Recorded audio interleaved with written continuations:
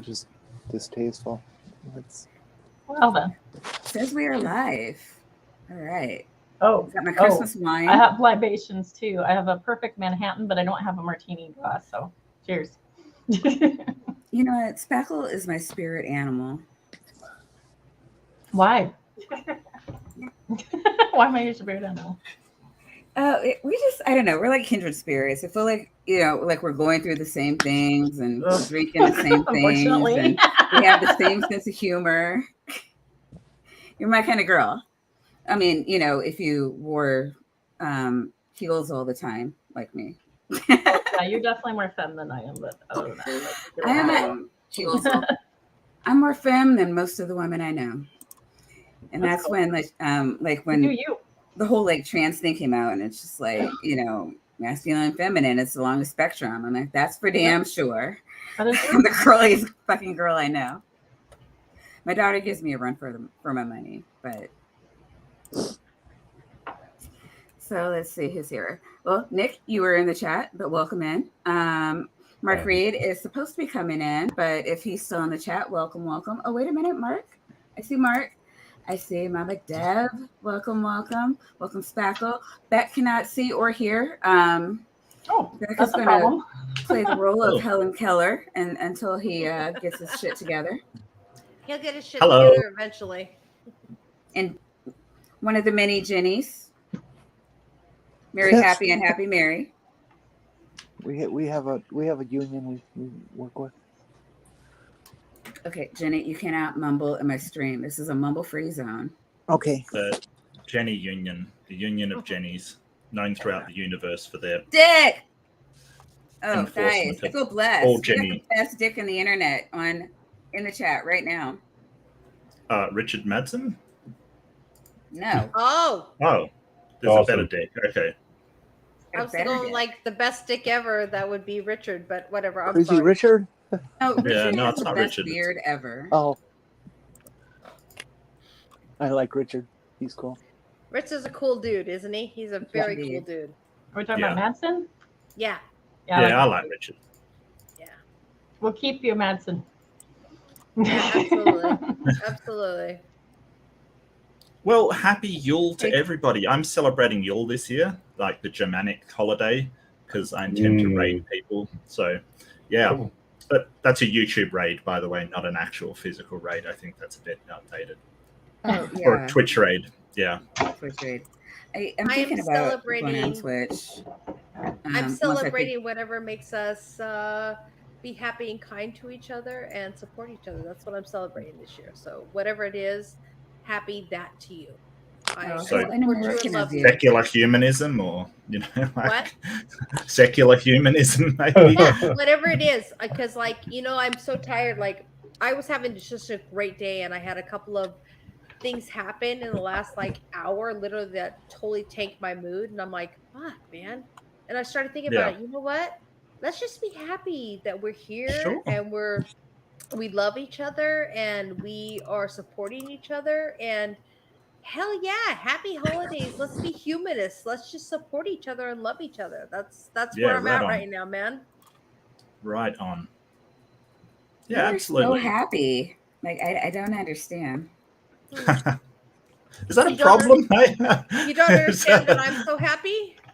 No, I mean, it's I don't know. It's like happy people. I mean, I'm sure you're fine.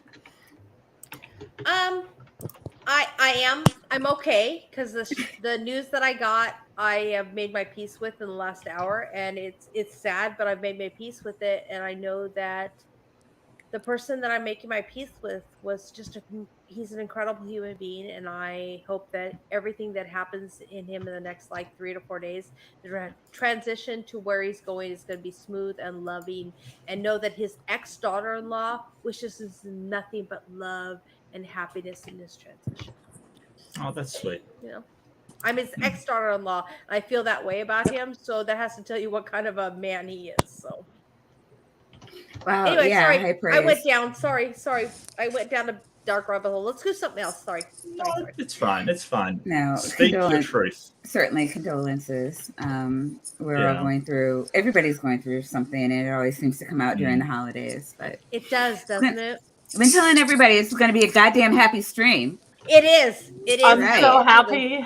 Absolutely. Well, my wife got Now COVID I'm for surrounded by Christmas. like That's everybody how, that I love most on the internet, and Nick. I feel so blessed right now. Wow. Oh, cool. That's Oh. brutal. Throwing the So, Christmas um, shade. All right. You'll be sorry. I'm sorry that your wife got COVID. I'm so sorry to Yeah. hear that. It She's sucks. really I've upset. had it twice, and it Mm. sucks really bad. I my hope God. I wish her health and happiness throughout the new year. I thank hope she you. gets better Thank soon. you. I really do. Well, the weird thing is that last time it came into our household, I got it really bad and she was basically unaffected. And it's the reverse way around this time. It's Oh, weird hell. stuff, It's so weird. But she'll be fine. She's had all her boosters and everything, Mhm. so it's all good. It's all good. She's just not happy about being sick, which I don't blame her because that Can't sucks. say as I blame her, sir. I can't say as I blame her. Yeah, I had to cancel all the Christmas plans because you want to do the right thing, of course. no. It Yeah, of happens, course, of you course. can't, Yeah. it happens. You make the best of it. You have Mhm. like I'm on here now. It's fantastic. So, we can all enjoy and so good I'm to with see you all. you It's fantastic. 100%, Yule. I am like I work with autistic children for a living. Mhm. That's what I do. And my one autistic client that I have that is just like my buddy. He's my guy, right? He got influenza A and I had to be away for 2 weeks because he wasn't getting better. And when I finally came back, he looked at me, he goes, "No, go away." He was so mad at me for being gone for 2 weeks. He doesn't understand the concept Yeah. that he was Yeah. sick. I'm like, I have a present. He's like, "Okay, you can come in, Deborah." I'm like, thank you so very much. And like, you have to just really focus on what really the highlights is. Like, she's going to get better and it's still Yeah. Christmas and she's still with her loving husband. And that's a great Yeah. thing to be, It's a great thing to be. Yeah. Sorry, Spackle, what's been up? Oh, who's that? Did we lose back? What's we up? might have. I think His Beck internet's been a little spotty all day. I've been trying to talk to him most of the day, and it's been a little spotty. Listen, I'm sharing he was the having stream problems everywhere. Just earlier. throwing it everywhere. Which is why I was trying to help him, but which is why I had I was so late sending out links. I was just like, shit, like probably other people want to come in here. But no, I'm glad you guys all made it. Speckle, what's been up? I haven't talked to you in a while. Well, I mean, it's been a whole week. Yeah, it's been a little bit, huh? I'm just chugging along here. Got off early, and that was nice. That was a surprise because I had work today, but that was really nice. Got a half day, and they paid me for the full day, so I'm like, yes, woohoo! Woo! Yes, miss. Oh, that's right. You won the Capitalist Award or something, right? One thing I can do is I can sell, believe it or not. I'm very, So what you very, need very is the proud extra of coding. Spackle. No, I was kidding. Very, very proud of Spackle for being able to sell a bunch of shit that people don't need to people she doesn't know. Oh, hell yeah, Spackle, good for you. Because my son sold a car today. That's really what he does. good. He sells BMWs. And he's like, "Mom, I'm the only person who sold a car today." I'm like, "High five, buddy. Now get your ass to your brother's house and bond as brothers. That's what's important." So That's a much harder sell. I'm good at sales. I hate sales. I sales. can't, I dislike sales, but I'm good at it, which is I suck at it so bad. So I bow to those of you who are good at it. I just can't do it. I'm like, nah, you really don't need that car. What you need to do is invest that $20,000. Just think of it this way, you're not shopping with your wallet. Their wallets are different. So if they're doctors and lawyers and they have money and they want to throw money everywhere, then let them. Very good point. I'm a soft seller. What can I say? I just can't do it, man. I just can't. I'm so bad at it. It's horrible. If you saw me try to sell an ice cube to an Eskimo, my son would be absolutely successful. I'd be like, you really don't need that. If you wait 24 hours, you have your own ice cube. I can't. I just can't do it. It's horrible. I'm like, okay, so would you like the blue or the red? And they're like, oh. I like you, Spackle. I absolutely like you. Well, I mean, I sort of started on telecommunications, but I went rather for the technical support because I get the thrill out of solving that problem, finding out what's wrong and solving it. And don't get me wrong, it's totally fine. People get the thrill out of, making a sale and stuff. I just never got that shrill kind of thing. So it was like, yeah, this isn't my cup of tea. But the IT side where I was like, oh, yes, I found the problem and I can fix it. That was like, yeah, that was really good for me. I have to do it all. Yeah. Yeah. May I ask, Ghoul, where are you from? Your accent is absolutely lovely. Oh, thank you. I really appreciate that. My name's Mark. I'm Mark Reed, by the way. I just put in stupid stuff because I don't know.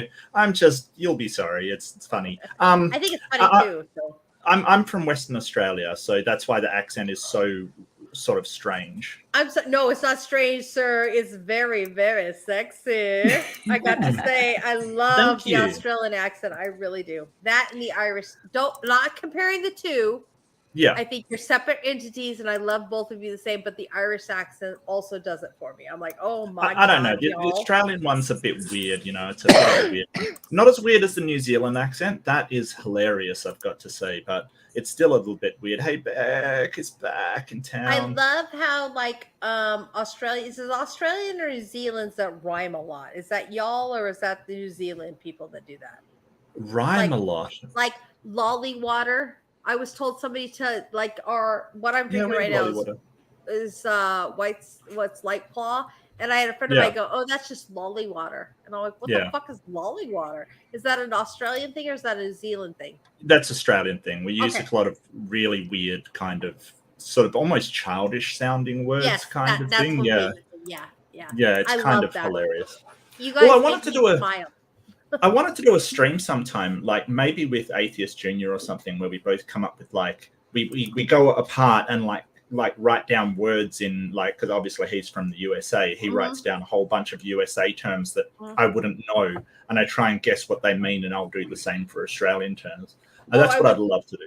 I would absolutely be down for that. I would watch that 100 times over because I just love that transition, because some of the things that we say here in the United States are so, like, we say shrimp on the Barbie. Y'all don't say shrimp on the Barbie. We think you do, but you don't. You say prawns, right? If you're going to say it's prawns, right?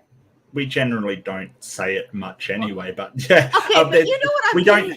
Yeah. We don't have shrimp here. There's no such thing as shrimp over here. It's all prawns. Yeah. But you guys don't have prawns. They're just a different species of crustacean, essentially.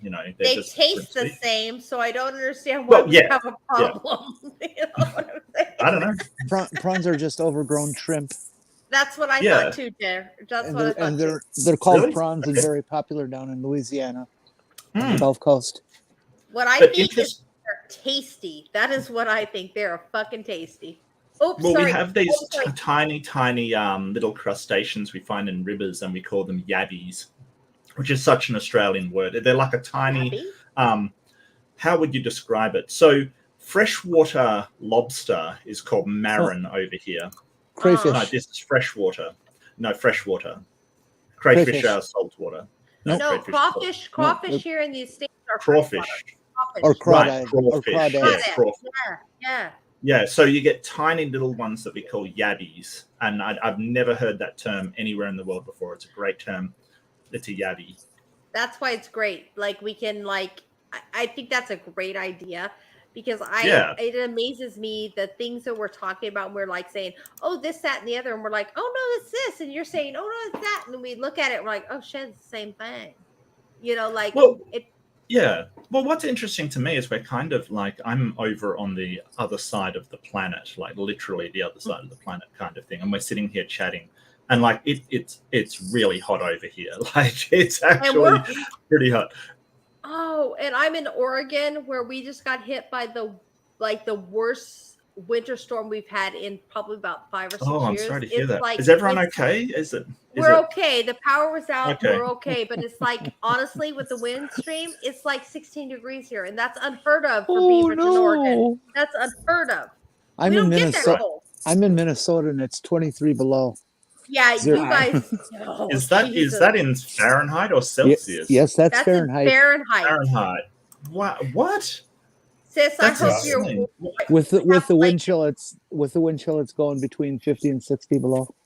Oh, sis, please have mini blankets and keep your tootsies warm. And I hope your power doesn't go out. I really do. I hope so too. And I go to bed pretty much fully clothed.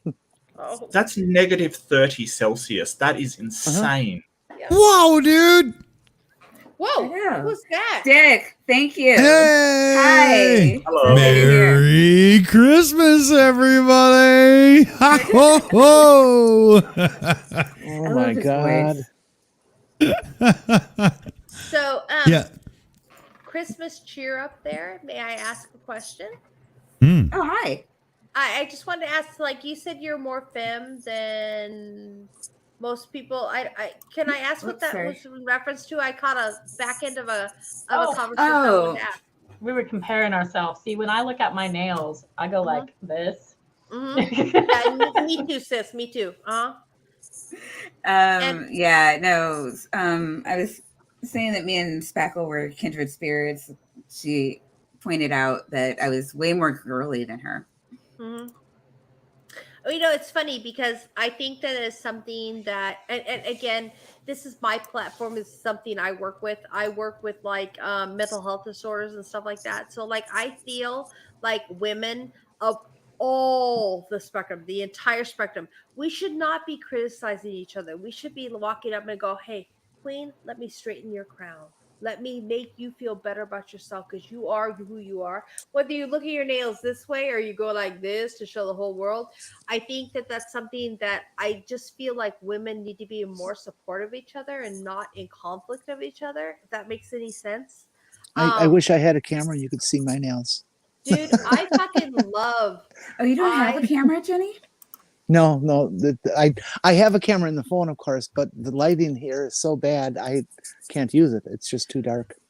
I just think that women have been so conditioned in our society to defend. Correct me if I'm wrong, but defend the man, because the man who cheated, we're gonna fight for. We're gonna take out the woman who he cheated with.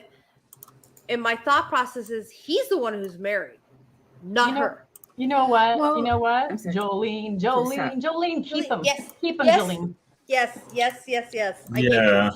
Like I do get that, yeah. That if somebody sort of cheats on you with your guy, your married husband, it's her fault, not his, which is strange. His motherfucking fault because he's married, not her. That's You'll be sorry. How does that even fucking work, right? How do you flip that around and blame the other person when you are the POS who stepped out and created it for the first? Oh, wow. It's a Republican strategy. It is. Well, I mean, it can be both their faults. It's not a matter of placing blame on one person. These things are kind of nuanced, you know. It's kind of, well, did she know he was married? Was she lied to? Yeah, exactly. You know. And I think the thing is like, that's something that I don't know if it's worldwide or if it's just here in the United States. I am absolutely 100% disgusted by the way that women treat other women, because I'm like, sis, you need a hand? I'm gonna help you up because I'm a fellow sis and I'm gonna be there for you when you need it. And I'm disgusted that women cannot be on board with helping each other. We're about tearing each other down. It makes me very sad. It really does. Well, I think it depends on. Again, we're all conditioned to act this way, and it starts very, very young age. Like I'd say by or before elementary school. Oh no, I agree. And there are just things where it's societal. You know, there are things that are frowned on, and we pick that up very quickly. Yeah. And we are conditioned to be very submissive, and so when we need to get things out, it comes through very passive aggressively. And it's not impossible to get past it. I think a lot of women feel uncomfortable. I mean, because of the way that we're raised, we feel uncomfortable calling people out in their shit. Yes, ma'am. But if you're not going to be forever uncomfortable, and I say this primarily in work relationships because that's actually what my master's degree is in, work relationships. Oh, perfect. I know, right? When there's an issue, like, I mean, people, we let things go. And then it's just like, when it's a problem, it's a goddamn problem. Yes. And yes, ma'am. I think socially American women need to get to a point where we can say, hey, I didn't like that. Yeah. You know, like before it gets to a point where you feel like you need to slight the other person, you know, you need to call the person out on it. Yes. But it's very pervasive. And It is. I do like the younger generation. They're kind of coming out of that shell, but yes. Do you think it's do you think it's sort of a fear of ostracization? Like if you bring up something with another woman that you're going to be sort of ostracized from the group, whereas maybe, and this is just speculation, I don't know. No, if they're your friend, absolutely. Good point. If they're your friend, really absolutely. Yes. But it's every female relationship. Yes. And it's Spackle. Feel free to like jump in, Jenny, jump in if you guys notice anything that. What is in every female? Huh? What is in every female relationship? I missed it because I was. Catty bitches. Yeah. I never feel like I'm in competition with women, particularly. I really don't. I feel like I'm in some weird category where I'm just like, whatever. Can you say it again, Spackle? I didn't hear that. Can you say it again?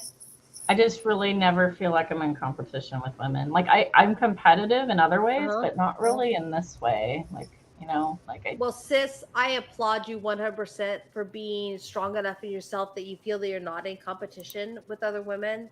And it's something like, I've been married to the same man for 21 years. Okay. I have a best friend who is a man. And like, it's no competition between my husband and my best friend. Like, they're like, well, here's what you have. But yet, like, I found the last, like, I don't know, could you maybe get closer to your mic? I'm sorry, is that better? Yeah, you're phasing out for me too. I wasn't sure. Yeah. Dick, could you turn your mic down a little bit? I think some people in the audience are saying you're really loud. Am I too hot? Yeah, I can turn that down a little bit. No, Thank you're you. so perfect See how he phrases that the light that shines off you is eclipsing the rest of us. That's the patented Dick Dawson booming voice.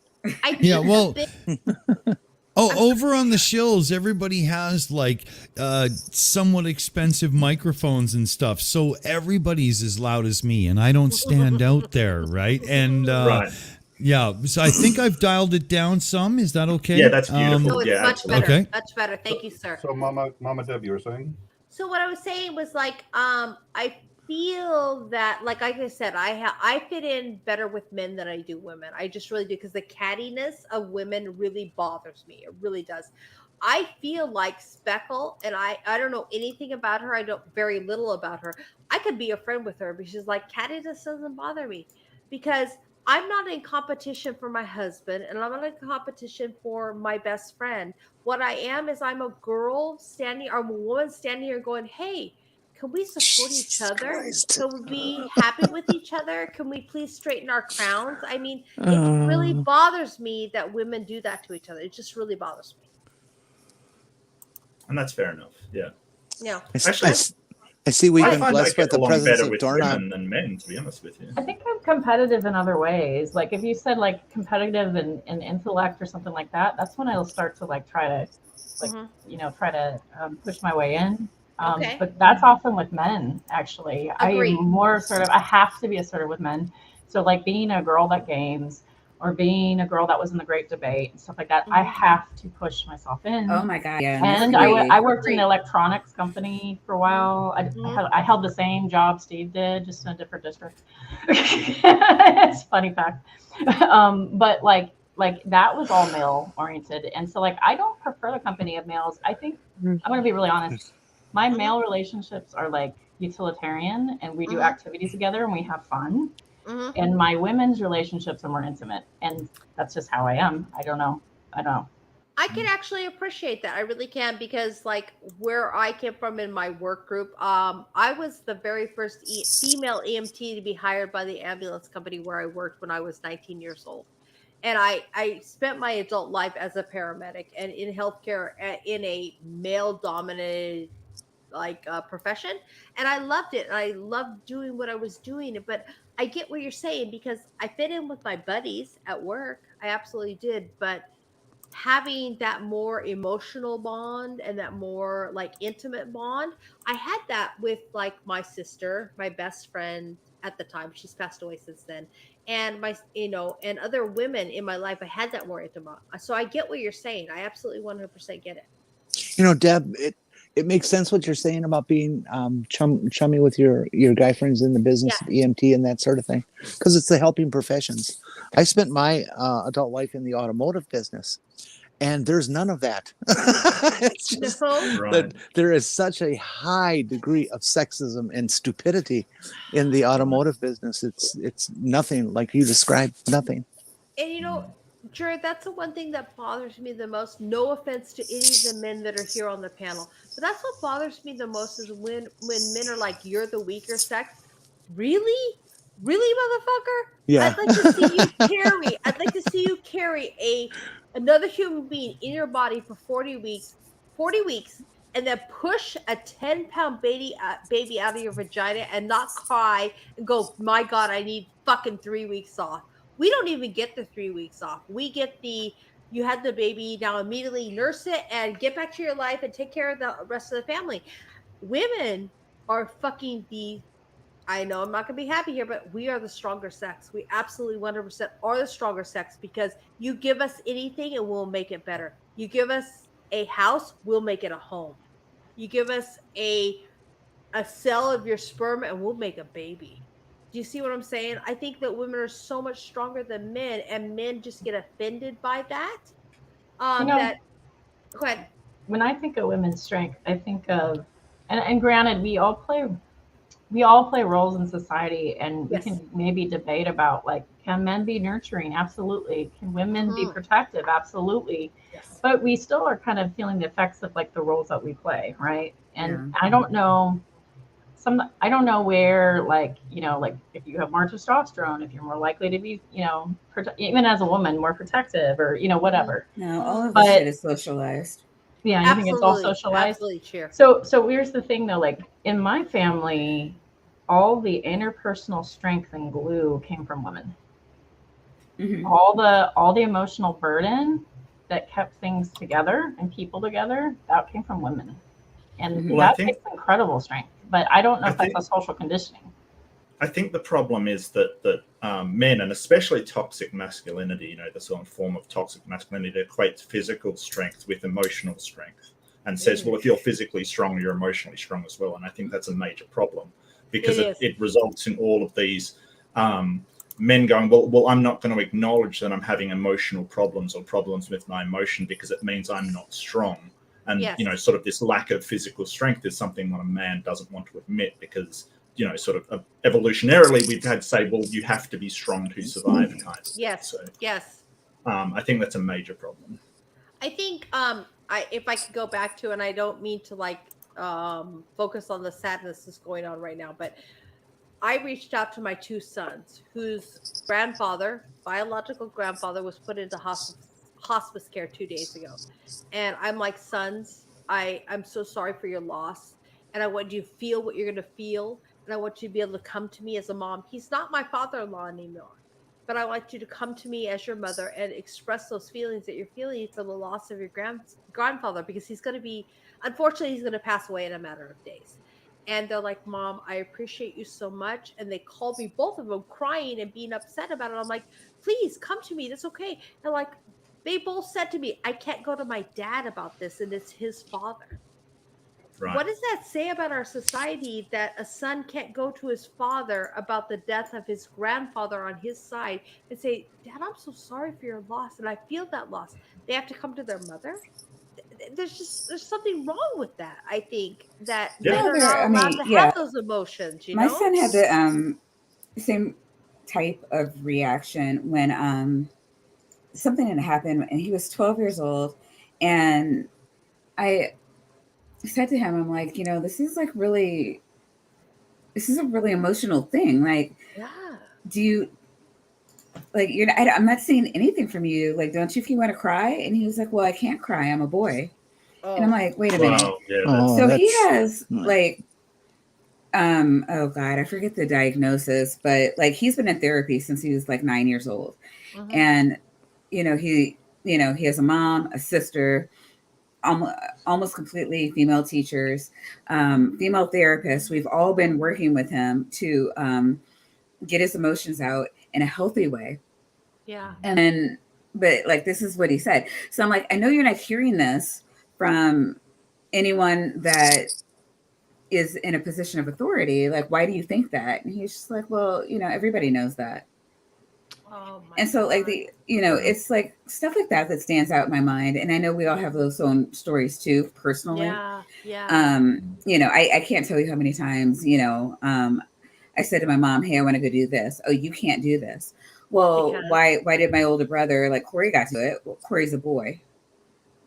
Oh, sis, I feel you.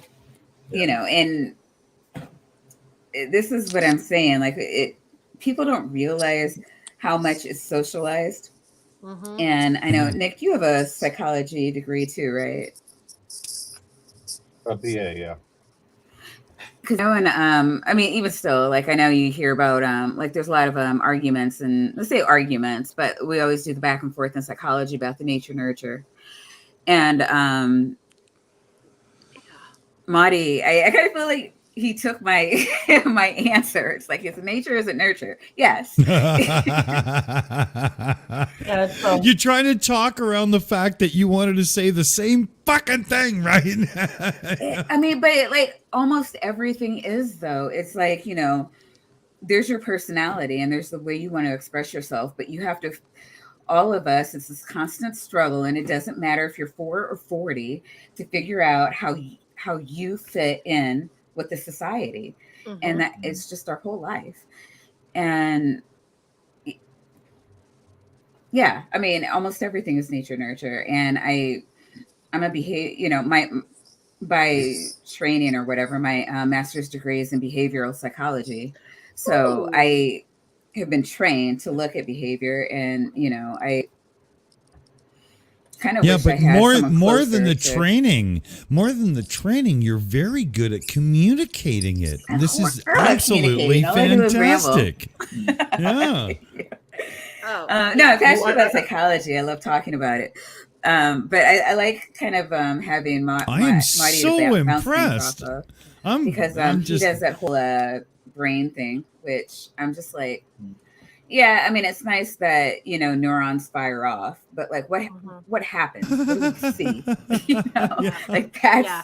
what I need to, like, I don't know. I'm going to shut up Well, for a minute. And you know what, I Mama think- Deb, you're going to No, shut no. up for a minute. We're going to let the rest of the people get Yes. a word in edgewise. Agreed. Okay. I'm going to shut up. Agreed. Well, I think that things are changing though. Like things are really changing, especially with sort of men's attitude. It's just so slow. We're not seeing the change. It's so gradual. It's like anything. Like if you go to the gym, you're not going to see the results over one day, but over a few months, you might actually see a change. It's just that slow.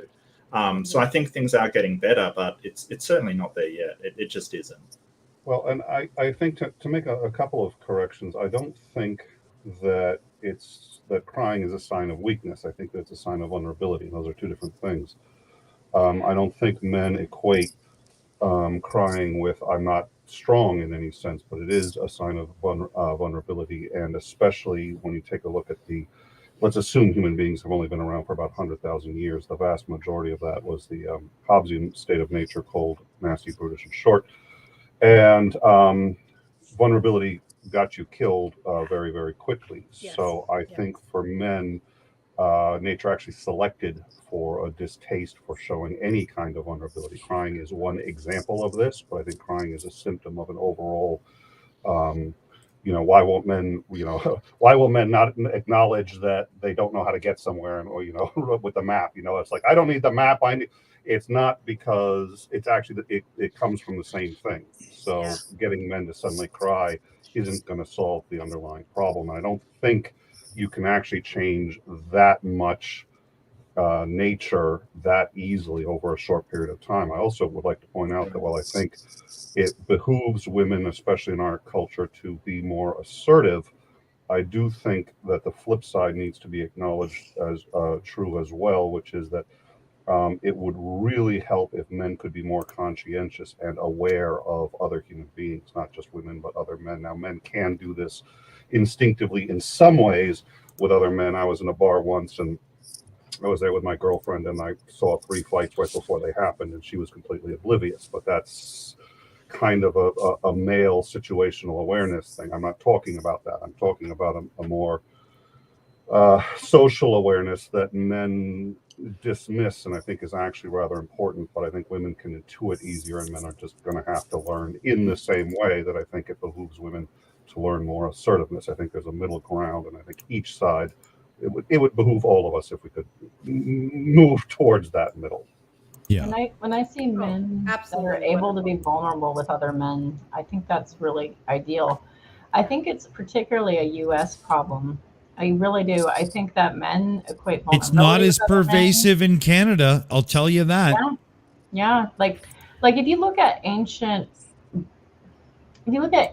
books, like even the Bible, like David and Jonathan, like almost have like a bromance going on, and you're like, whoa, that's kind of weird.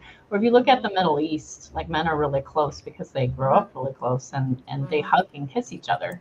And if you look at like I don't know, like you just look at other cultures, you see like men are able to show affection to each other. They're able to show just a little bit of intimacy, a little bit of vulnerability and support to each other, where in the U.S. it's really looked down upon. And I think it's getting a little bit better, maybe, but they get a raw deal. I don't think it's even worse men. in I don't think it's Australia. just men when you're talking about sexuality. That's what we're talking about.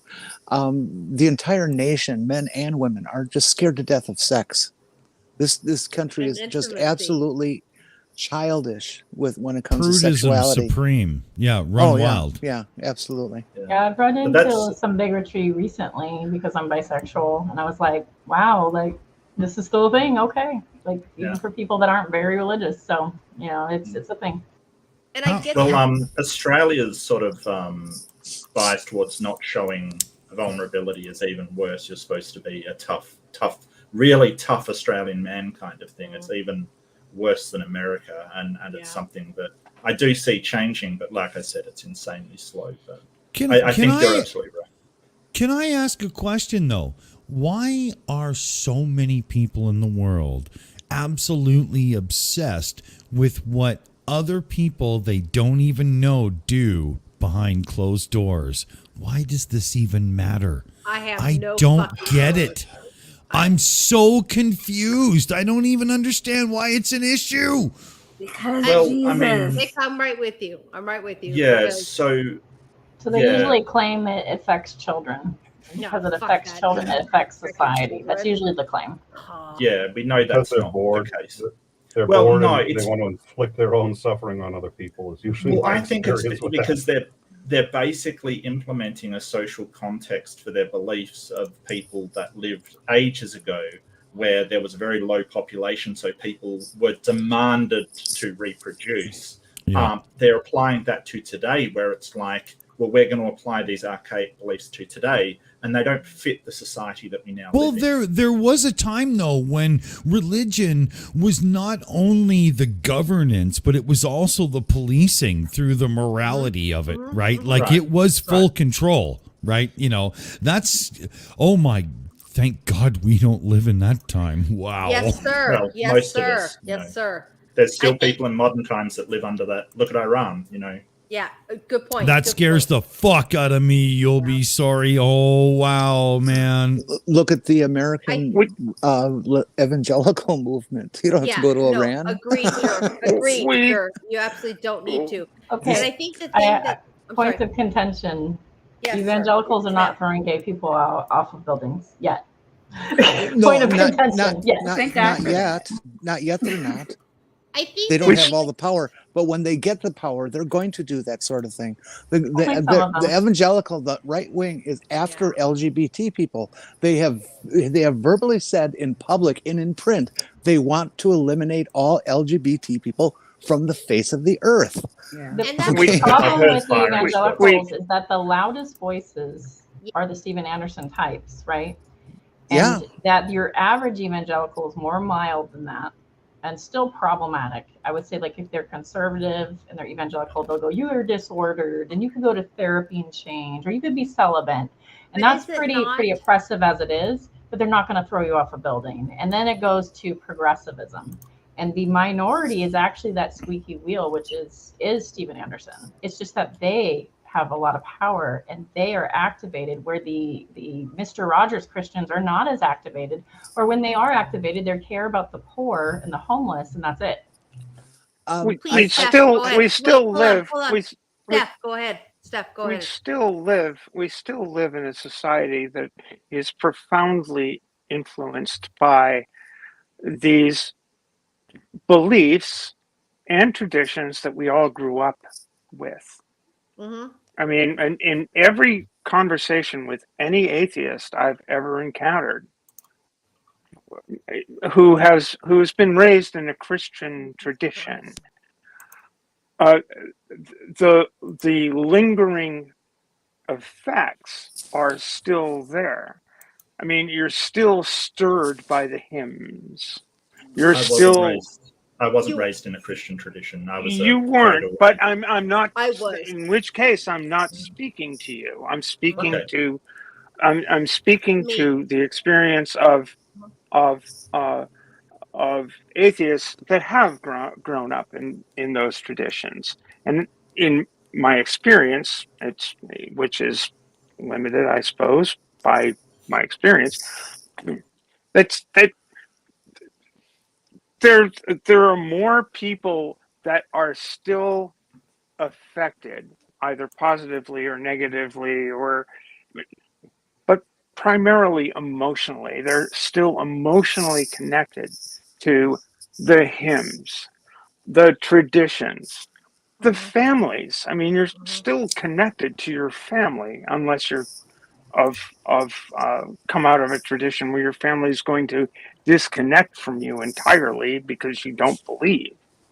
I'm curious That, why the hymns are affecting. So if someone's connected to it as well with my soul, where it's written by a guy who loses his family on a boat in a ship, and he writes this hymn called "It Is Well with the Soul." It is well with my soul, anyway, despite the circumstances.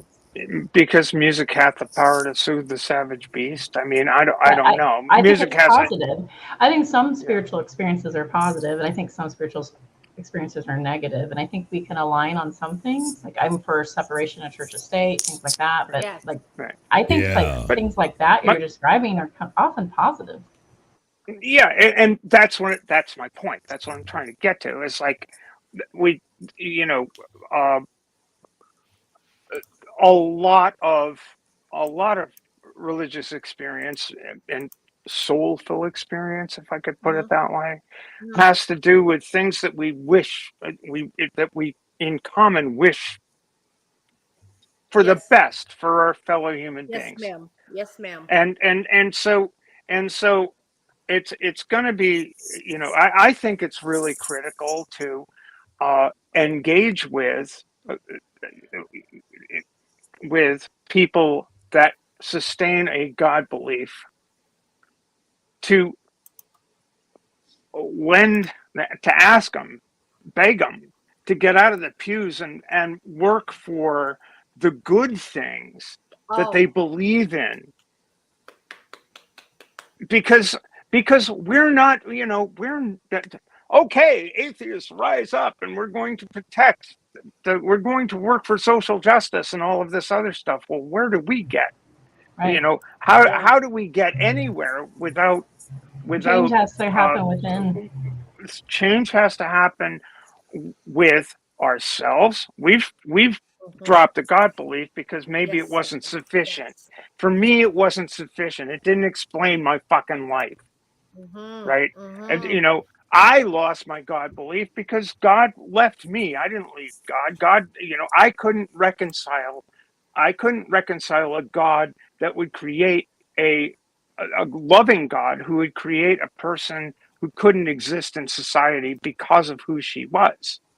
Yes, ma'am. And so that's where I lost my God belief.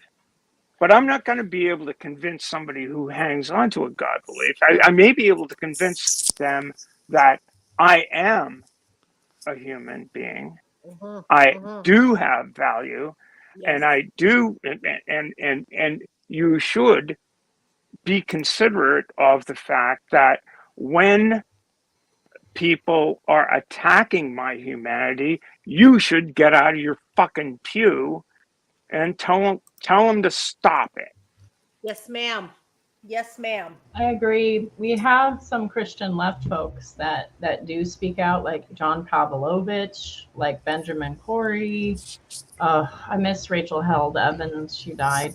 It was awful. She died of a freak accident. She had, I think, the flu or something, and they put her on antibiotics, and she had a reaction to antibiotics. Died. She left 3 kids behind. Really, really sweet woman. I met her, and like I cried when she died. Like she was just amazing, and she was Episcopalian. So you'll see like a lot of allies in Episcopalian churches and Lutheran churches and Methodist churches, particularly. They're often pro-welfare. They're often pro-LGBT rights. And I agree. The problem is that some of these more chill Christians are just not the squeaky wheels. If you look on YouTube and you look at like Christian evangelists and people that are like reaching out and in the God talk and engaging with atheists, it's the most aggressive, abrasive, cruel theists ever. Like you're talking about Darth Dawkins, Matt Powell, what's that other guy? Matt Slick, Bible thumping wingnut. They're all pretty cruel, like all of them. Yeah, they're very cruel. Absolutely, they're absolutely so cruel. So the thing is, the bishop of the New England Conference of the Methodist Church is married to a trans person. It's pretty fucking cool. and I you know, I on TDOR back in November gave a talk in a Methodist church, and she was watching. It was amazing. You know, and it's you know, we need to get, the thing is, we need to get those people out of the pews and into the streets. I mean, that it's really critical to get to help Christians realize, or people of faith generally realize, that it's not, you know, we're not the end of the game. The game is to take away your rights, to make you scared. I mean, they're trying to, the Darth Dawkinses of the world, and the Matt Gateses of the world, and that all of these people that are trying to inspire fear are doing it for a reason, and the reason is to shut people up, to keep people from getting out of the pews and into the streets, to making it so that the church I spoke to that November evening had to have a police officer in the parking lot and the doors locked so nobody could get into the sanctuary because of what happened in Colorado that day. Well, the thing is that because one of the people that was talking, aside from myself, one of the people that was talking to that congregation was a high school teacher in town.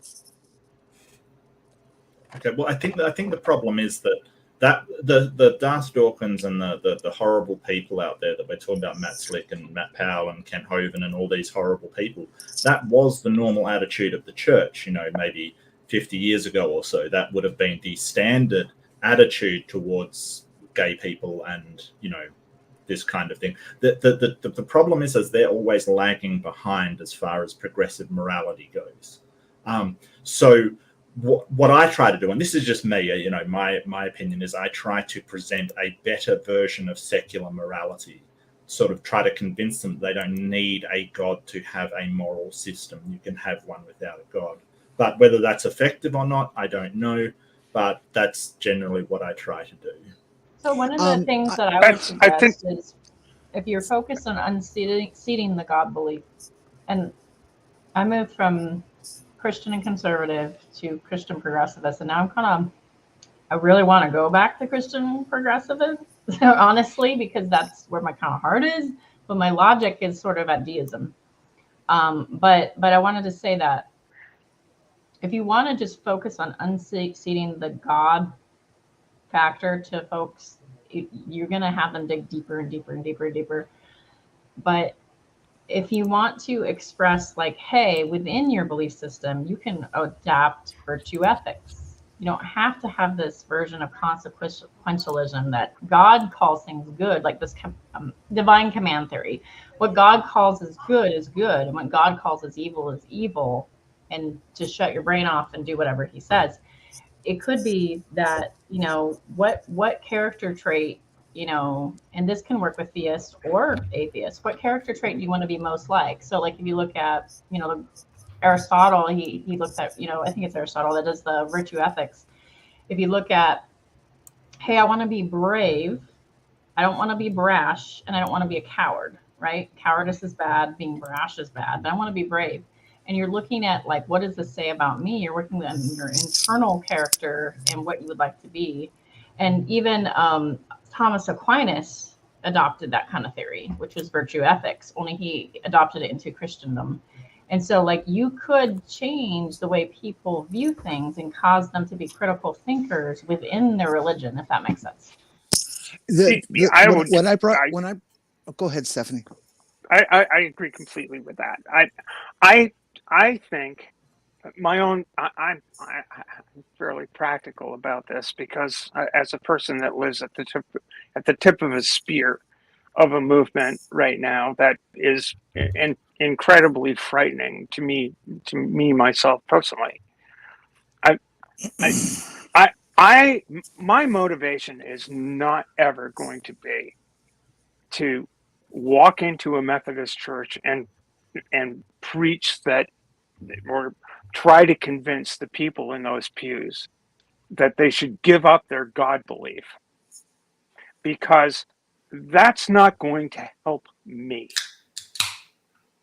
In the end, what's going to help me is to get them to view the beliefs that they hold, to embrace me as a human being, as a sister, as a person, as someone worth fighting for, as someone worth devoting some consideration to when they go to the school board.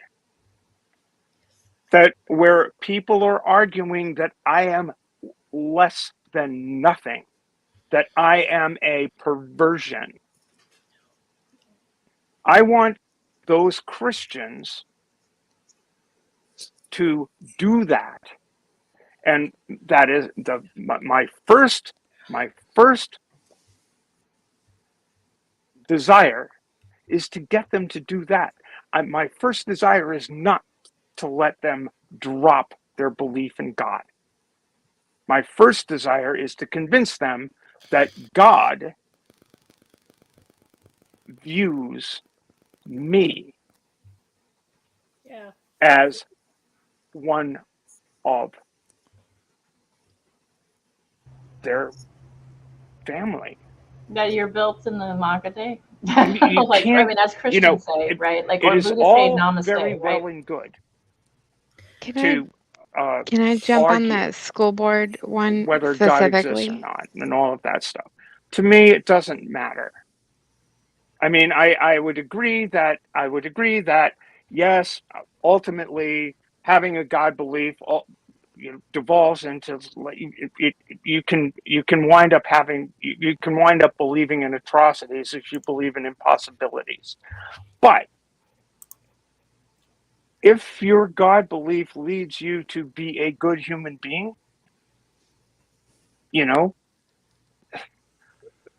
that's good enough for me. I'm going to leave that alone. I'm not going to pick away at somebody's heartstrings. It's something that's very deeply believed. I just want to convince them to not hurt me as a fellow human being. Absolutely. I've been patient here. I need to jump in. When I broached the subject at the beginning of religion, if your God commands you Nick, to if you want to hurt come me, in, you do have then your next. God's an asshole. Your God may still be an asshole, but if your God convinces you to take a view towards your fellow human beings that they are people too, that they deserve a even if I'm going to hell, you don't have to treat me like shit while I'm on the earth, right? Well, go, Nikki. I think you want to say something. Just about leave us the fuck alone. Can you hear us, Stephanie? Just checking. Can you hear us? Stephanie, can you hear us? Steph, can you hear us? Oh, I don't think she can hear us. That might be the Okay. problem. Nikki, can you hear us? Yeah, I can hear you. All right. I'm sorry. I didn't mean to interrupt. No, all good, Nikki. I think the floor is yours now. Floor is all yours. The Everybody only else, thing shut that the I fuck wanna- up. Nikki's talking. No, you're fine. The only thing that I want to say about that is like some of us grew up in like small town, like Midwest USA. And for me personally, this is kind of a personal experience, but like I grew up with a pastor that I knew and loved. And I'm kind of now disappointed because that pastor is literally suing the school district in my state for having an LGBTQ flag in the cafeteria room. And like it haunts me for the kids that have to see that and that are questioning their own experiences in life. And that must be horrific. It is, honestly, because like I grew up loving this guy and I'm just kind of like, what happened? You like, what the hell? Like this isn't the person that I knew. This isn't the person that I grew up with. And I don't talk about my faith necessarily very much online, but like this kind of stuff is kind of like, I like Jesus, I like wine, and I cuss a little. So that's just There's nothing wrong with that. Yes. May the circle be unbroken. That was so sweet. I think the problem is that you can have people that are nice Christians and good people and people that you would, talk to as you sort of came out of your house and interact with. And then they can also go to the school board and campaign against teaching evolution in schools. And I think that sort of, I would love to say, hey, it doesn't bother me as long as they are being good to me personally. But there's a bigger question here of when do their beliefs start impacting on society in a way that's detrimental to society? And should we tolerate, should we tolerate that kind of impact of your personal religious beliefs on the outcomes that society are going to experience from them? And so that's why I would have to, disagree with Stephanie and say that it isn't enough for them just to treat me well. They've also got to be treating society well and having an outcome that's a good one. Yeah, but I would absolutely agree. I absolutely agree with that, and I think that I think that my line of argument with those people is like, let's have this conversation. I don't want to force my beliefs on you. Please stop forcing your beliefs on me. Because I don't want to. Let's recognize where the lines in the public square are. Right. It's like you don't get to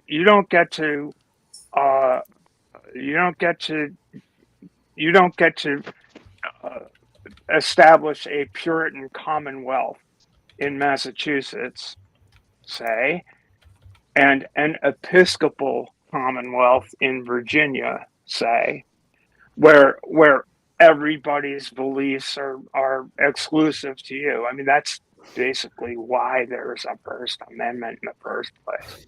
Yeah. It's let's just say, at this point, it's kind of gone beyond that point. Those meetings have happened, and they hired lawyers at this point. Like they're taking it beyond. Like I kind of thought when the city came back and said, like, well, they're going to have their flag, that's just what it is. I kind of thought it would be dropped at that point. So then to see it go beyond, I'm kind of like, who do you think you are? Like, I respect people's religions and beliefs, and even if they're different from my own, or their lifestyles different from my own, that's fine. But this is like, this is a middle school. Kids are just coming out. I mean, kids are just deciding what they are or what they want to be, or maybe even finding out what they want in life, and you're telling them it's not okay. Well, it sounds like. Oh wait, whoa. Jenny's next. Yeah, I've been trying to get in here for And quite some time, Nick. folks. Jenny, then Nick. When I initially brought this subject up, that seems to have just exploded. I was not trying to incriminate all Christian religions here. I don't see the Methodists being a problem. There's Episcopalians, the Lutherans, both sects of Lutherans, Catholics, none of them. They have their little things, and some churches are more liberal than others, and that's fine. You need to understand that what is happening here is that there is a huge intersection between the Southern Baptist Convention and the Republican Party. Okay, and this has been developing since 1980, when the Reagan administration first got a hold of a bunch of theocrats and dominionists and brought them into the administration, brought them into organizations that vet judges, okay, and created the system that they knew was going to take 30 or 40 years to come to fruition, and now it has. And if you go take the time to look at the Southern Poverty Law Center, you will, and some others as well, you will find that people have been following this, and this is really what's going on. The Southern Baptist Convention is a direct descendant of the Puritans that were ejected from England because they wanted to change all of their religions to the Puritan religion, and England said, we've had enough of this. Get the fuck out of here. Yeah, the Puritans are being oppressed, is that they wanted to oppress everybody else. Exactly. And now they're here, and they're doing that, and that tradition has not stopped over the last 235 years. So I can confirm, like, as somebody that's more on the Christian side than the atheist side, that I can say that is true. That there is a Christian coalition, and there's the Southern Baptists. And there's something else, I can't remember the organization, but they all have roots in politics. They all are focused on who the judges are, who the SCOTUS is, and who is in the most powerful positions. And it's disgusting, because I think the worst thing that happened to religion is involvement with government. And I think the worst thing that happened to government is religion. Like, it's disgusting. I would agree with Data 100%. I don't mean to cut in, but no, you're fine, Claire. Jenny, you and I are from the same state. So, do you think that there is any tie? Any tie with it? Sorry, got it. I'm sorry, Nikki. Then Nick. No, it's all right. My letter finish. Thank you, though. I appreciate it. No, Nikki. Yeah, Nikki, please finish, and then Nick has next. Would you think that there's any tie with it being like the surrounding cities versus the Twin Cities? Oh, okay. You grew up in Minnesota. I grew up in Wisconsin, but I've spent a lot of time in Minnesota and lived here for almost 10 years now. Yeah. I live in southeast Minnesota, where it's just completely red here, and I do not see a huge influence from churches on what people are saying now. Yeah, I know people are attending their churches, and we even have a Baptist church in our little town of 900, but they're not the Southern Baptist Convention. Okay, and it's this very specific sect of Christianity that is causing all the trouble right now, and is moving to have this nation become a theocracy. And this is part of that whole movement, is that they're using the LGBT issue right now to scare the F out of everybody, and to get to mobilize all the right wing Christians who will suck up what they're saying and use it as a weaponized tactic against us. And it's working. Okay, it's working very well. Right. And so that's just what I wanted to bring up, is that you have to pay attention to this intersection of politics and religion, because that is the base of all the trouble. Yeah. Was it Nick that was up next? I think so. It Yes, was it was. two minor observations, most of which we passed. First of all, it seemed to me that Stephanie wasn't actually talking about herself. She gave herself as an example of what she would be asking is how do they see God connect with people like her, but just other people. So I thought that was a distinction worth making. And then also in Nikki's case, it seemed to me that her concern wasn't the views themselves as much, and correct me if I'm wrong, but just the way you were talking about it, but the going out of the church to forcefully apply them onto other people, not even people who were coming in and wanted to hear it, not people who for whatever reason were under that purview or umbrella, but actually getting a legal team and going out and attempting to enforce those views onto a church. And it sounded like that was your issue, and I wanted to hear you expand on that a bit more. But I do need to get going because it is Christmas, and I have two girls, and they are going to be up very early. Thank you all. That's have it. a happy holidays. So Happy holiday. It was nice Happy to meet you. holidays. Thanks for coming in, Nick. my Yeah. pleasure. Thank you. Happy Nick. Well, perfect, because Claire's next, right? Yes. Yes, this is a very big issue that I've been going over legally on my channel for a little bit. And I understand exactly what I only caught the last part of what Nikki was saying. And then I went back and I did go over what Stephanie was saying. But the problem isn't really just that small issue. If we look at it a little bit larger, it is one fraction of a religion. Religion itself isn't the problem. Politicizing and weaponizing one religion over all religions right now, politically in the United States, is the issue.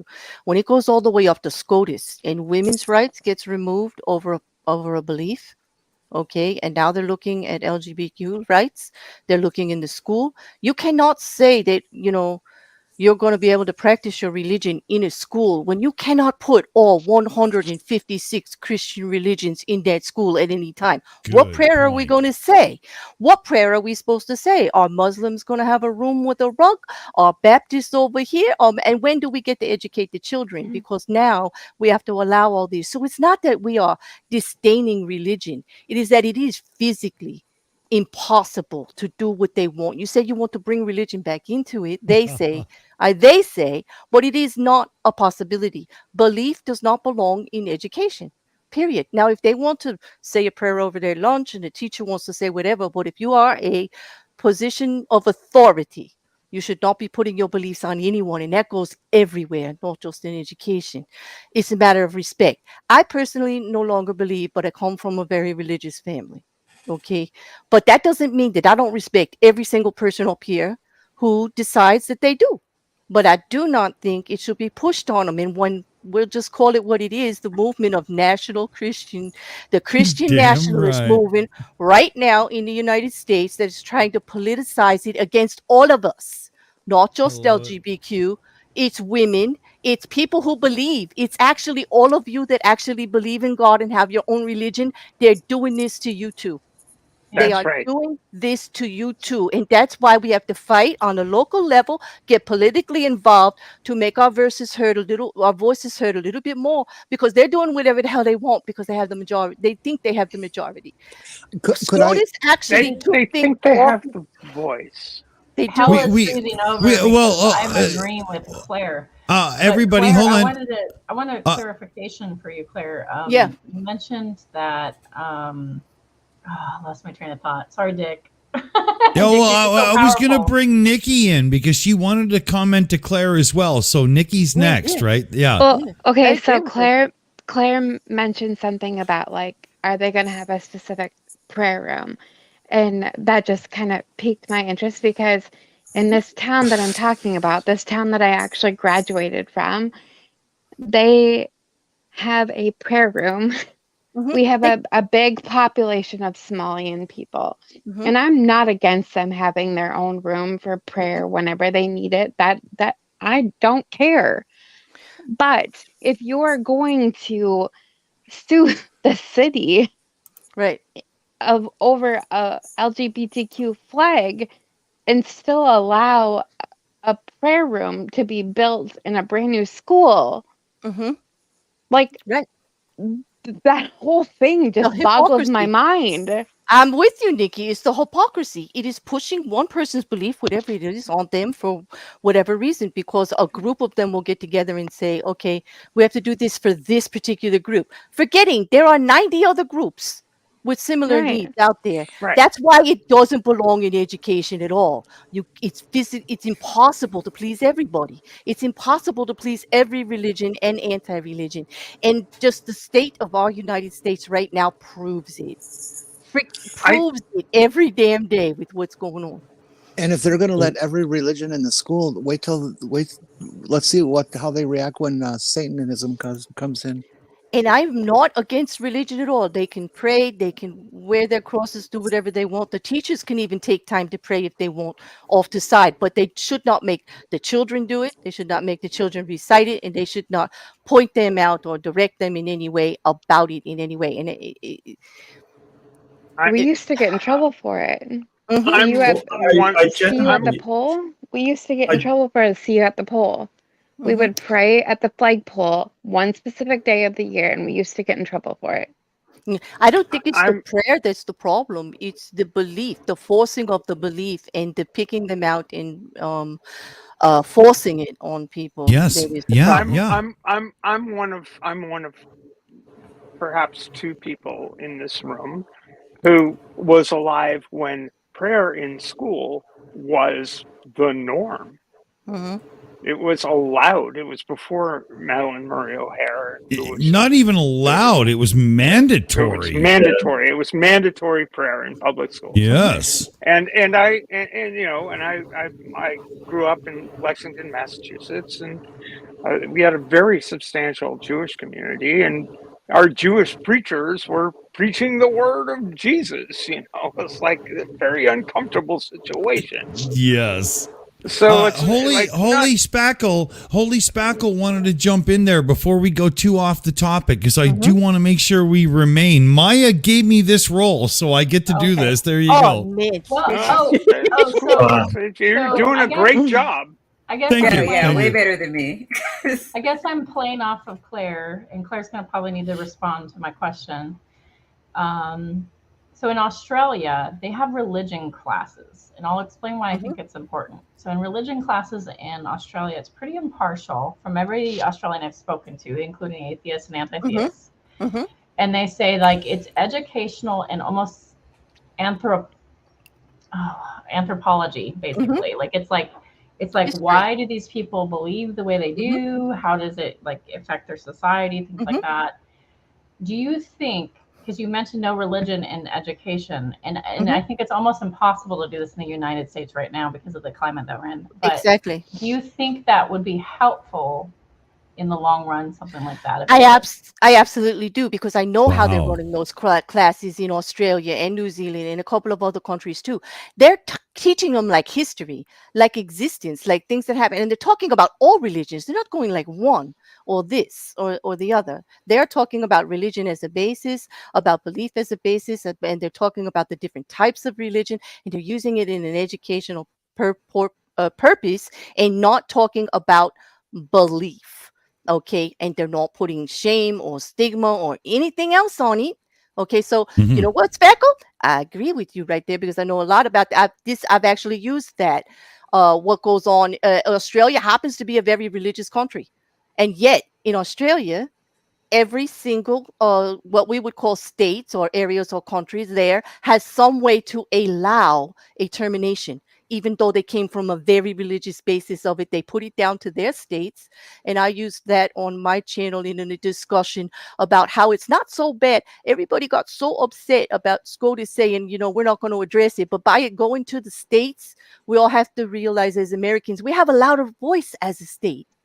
Weed is more Yeah. toward the people in the state. If we wait for it to get to Congress, you feel like you got a voice in Congress. Anybody, raise your hand. And I'm going to Yeah. say, no, no, no. You go back down to the state, you make it individual, and they all work it out themselves. And the state has a Supreme Court. The people get to vote, and it's going to be more like what the people want. Okay, Yeah. instead of the local SCOTUS vote ruling. that matters. more than Hold on. statewide. I've got a couple of people to direct through here, but you see why I told you Claire would be a great person to have on this panel. She is amazing. No, she don't, is don't amazing. do it. No, but thank you, Maya, for the invitation. I truly appreciate it. Now we've got You'll Be Sorry that wants to jump in with something, and then I've got an even longer list because I'm playing Santa Claus now, fellow babies. Okay. Yeah, so Australia, it's a bit of a weird one because, yes, abortion is legal in all states. It's kind of, our Conservative Party actually supported it. They've changed a bit now with the influx of evangelicals, but the evangelicals don't have a lot of power. It's actually the Catholics that are the majority Christians.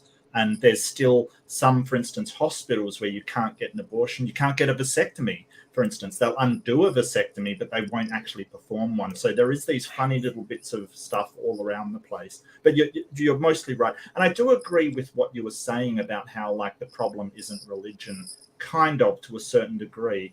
I think as a general statement, I think that religions, and this may be because I'm sort of an anti-theist, is because they always generally, when they do get power, they generally tend to implement their moral views into society.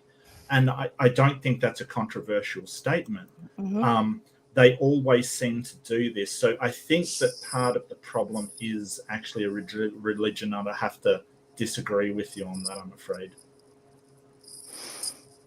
Poignant. Well, I think I have a question real quick for you then, just a clarification. All philosophy, all ideals have an effect on how you view the world.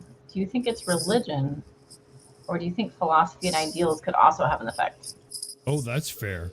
That's fair. Well, Hey, yeah, can you absolutely. Spackle? You're a little low for me.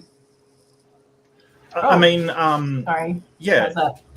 You might get something like nationalism, for instance. It's not really religious based. It may have religious implications. It may not. Or communism, for instance. It's certainly not a religious based thing, but it certainly has sometimes dangerous implications for the world. I would 100% agree. But when you have a doctrine of for instance, deontology, for instance, where basically you're saying my God's morals are the absolute and objective morals of this universe, you inherently have a rise in pushing those morals onto other people, regardless of consequences. Because I sort of adhere more to consequentialism and utilitarianism. Hold on. Sorry to cut everybody off, but Claire has to say goodbye and Merry Christmas, so we should do that. Yes, Sure. I just want to say happy holidays to all of you, however you celebrate. I love these streams where Purple's doing. I'll see you all on other ones. I don't mean to like hop in, sound off, and leave, but Don't lie. But I am very you had a limited passionate. time, so I do thank you for coming in. I know, Maya, all I'm good, very passionate. Thank you so much. I'm very passionate about this subject, and I will talk to any of you again on it at any time. Thank you so much, and thank you for the time, Maya. Happy holidays, everybody. Love you, Claire. Thank you. Happy holidays. Yes, thank you. Now let's turn to our most gracious host on where we are going next. Has everyone said their piece?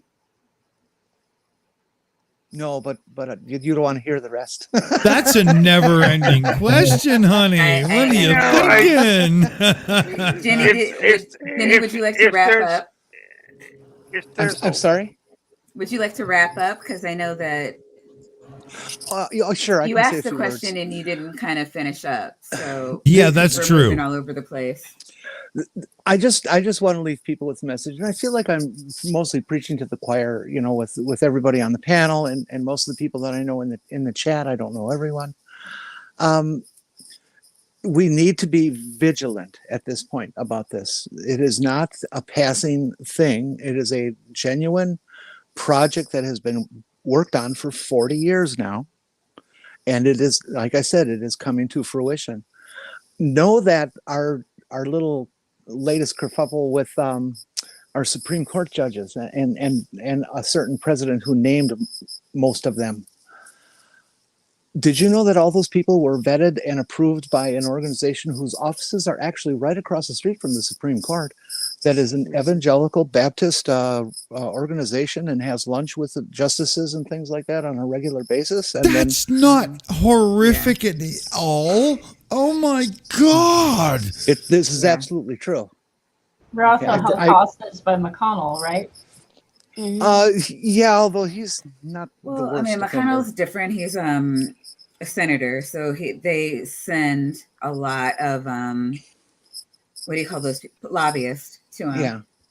There was no chance to keep those judges out because Trump had them and the Republicans had the Senate. So there was just nothing anybody could do about it. The Senate was going to confirm. I don't want to go off on another tangent, but I think it's it's utilitarian. It's like this is a way to power. It's just this is a way to power. That's where the Mitch McConnells of the world. Yeah, wind but up. these are all pieces of a puzzle. Okay, not one of these things stands alone. They are all intersected. They are all together, and they all fit together into one plan. And that plan is a fascist Christian nationalist theocracy. Yeah. No, I agree. And so how do you fight that? That's my fundamental question. How do you fight that? And you don't. I don't know. I'm not sure that the way to fight it is to challenge people about their God belief. No, I don't think so either.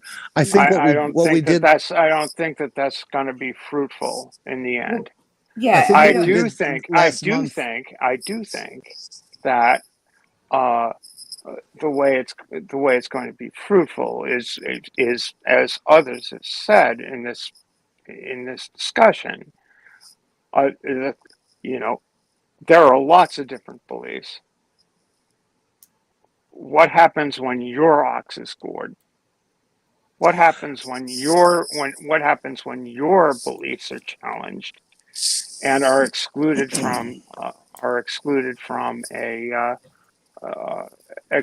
from consideration as to their validity? That's where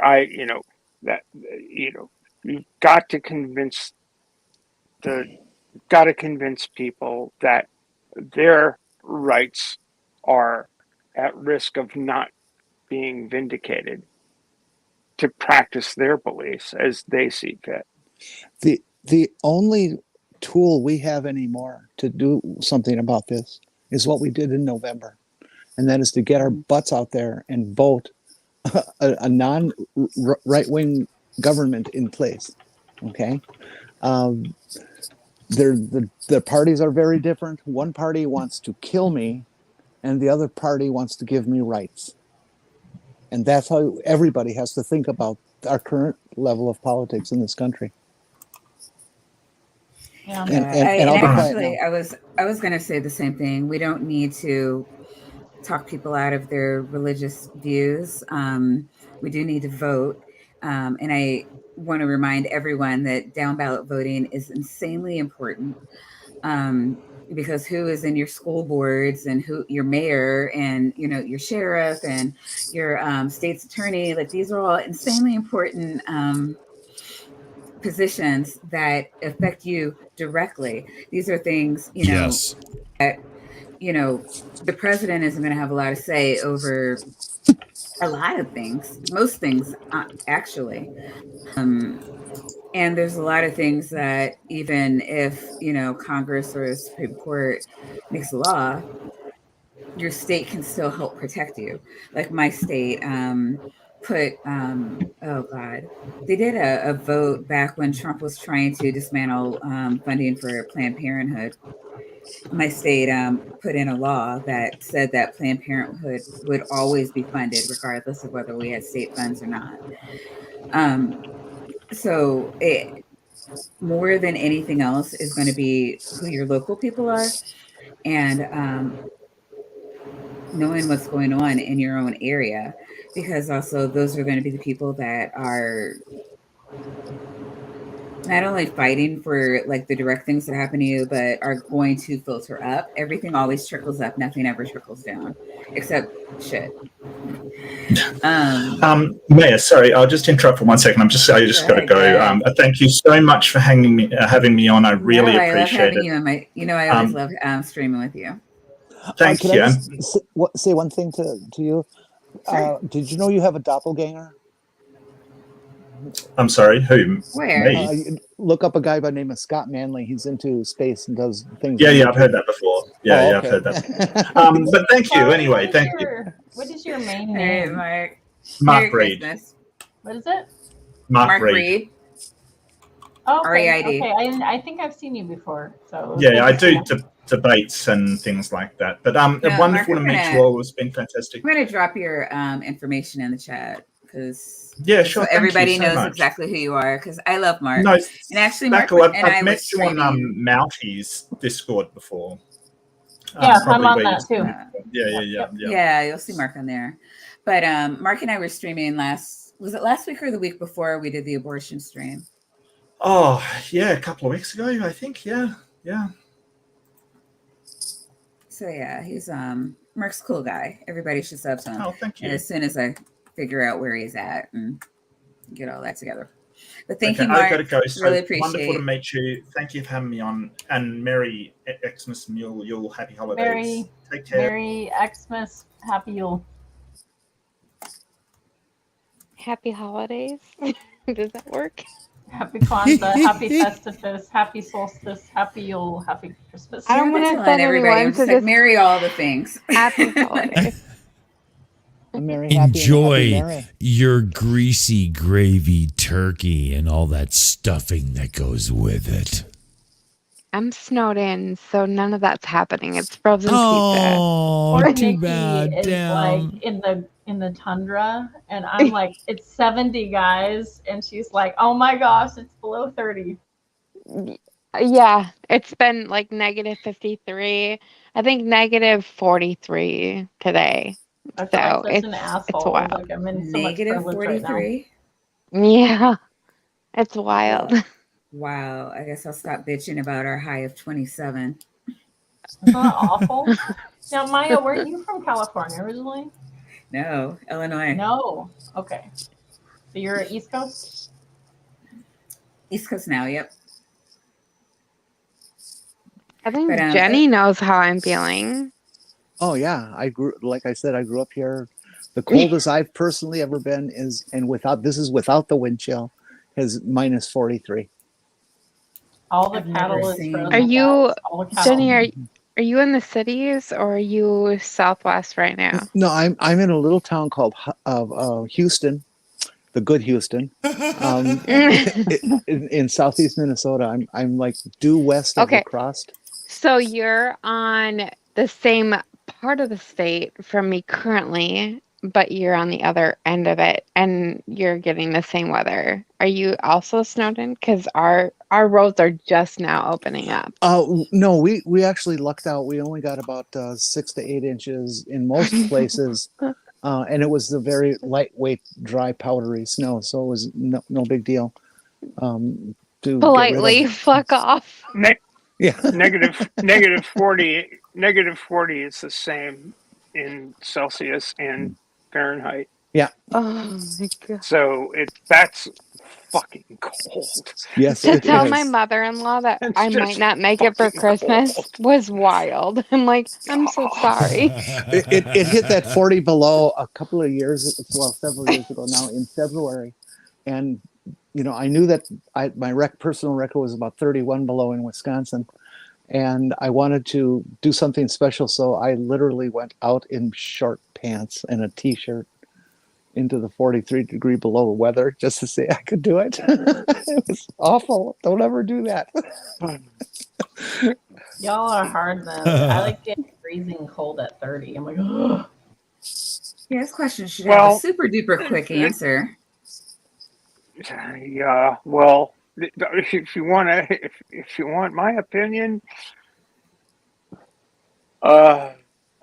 Trump's going to do everything he can to keep people at bay. I don't know how the Justice Department is going to handle this guy. He should I'm be not in convinced jail it right will. now. Just saying. I'm not convinced either. He should be in jail right now. I mean, Reality Winner, she took one document, She one didn't even. thing. Oh yeah, she did take it. I was gonna say she scanned. Yeah, I know she scanned it. yeah. That's To what, Rachel and Maddow. she was immediately arrested, put in the Yeah. slammer, and she was in the slammer for a long time. It's like, Yeah, it was like what are 4 you years. talking about? And Yeah. who was the guy And he who has was boxes who was the of guy more who important was shit that he's going to sell. We know he It's wants to amazing, sell them right? to The our privilege. enemies. And he's just like, yeah, I'm going to roam around the country and dude who be was president. the dude who was Clinton's what the hell was he?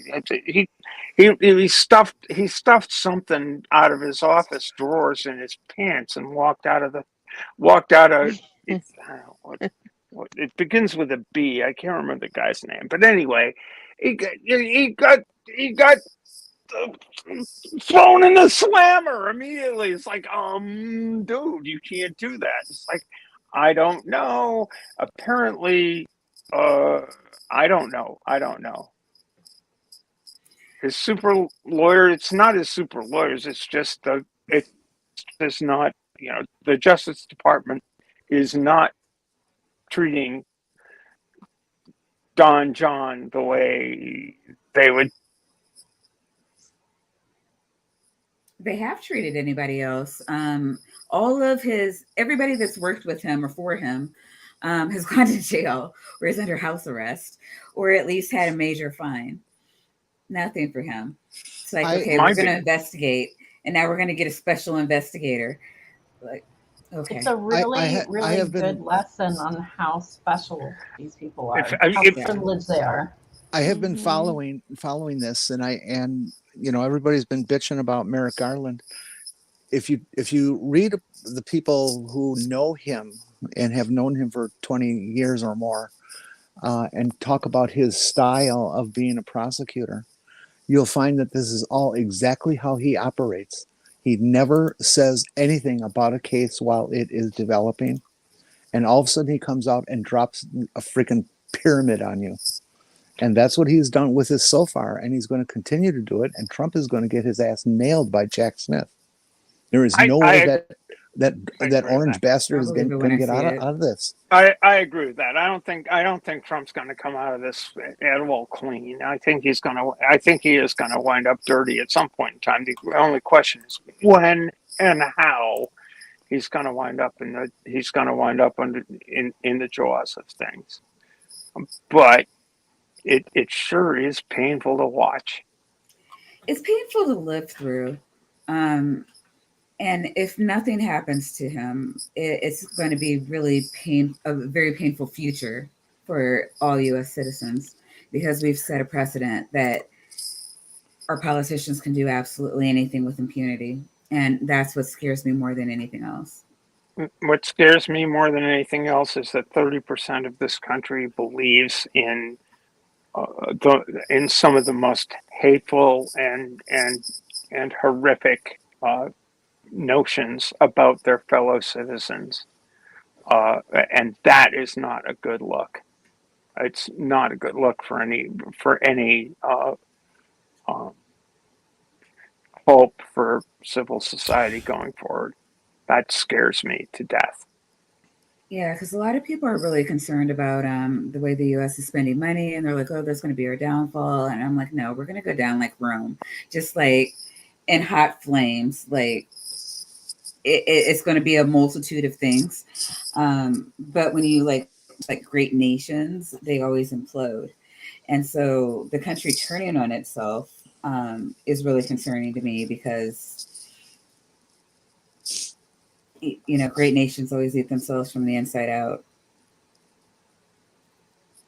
So, I mean, I don't know. I don't want to No, live what to see scares it. what scares me is the willingness of people to um, engage in just hateful attitudes and not I mean, I'm unjustified black. hateful Like this attitudes. country has always been racist. So I'm sorry. no, no, This no. isn't Oh, new oh to no, me. I What's don't new is disagree. they are I they're don't treating disagree. non-black people like black people. I didn't think I'd ever see that. Well, good point. Actually, yeah, excellent point. I But actually think that's one of the better things that could have happened. mm, for what reason? Because it would make the non black people realize that, oh my God, look what we've been doing, look what's happening to us now. This has got to stop because now it's us. Yeah, but it still hasn't shifted. It's still that thing. The problem I see with that outlook, and I agree, but the problem I see with that is that it's just shifted.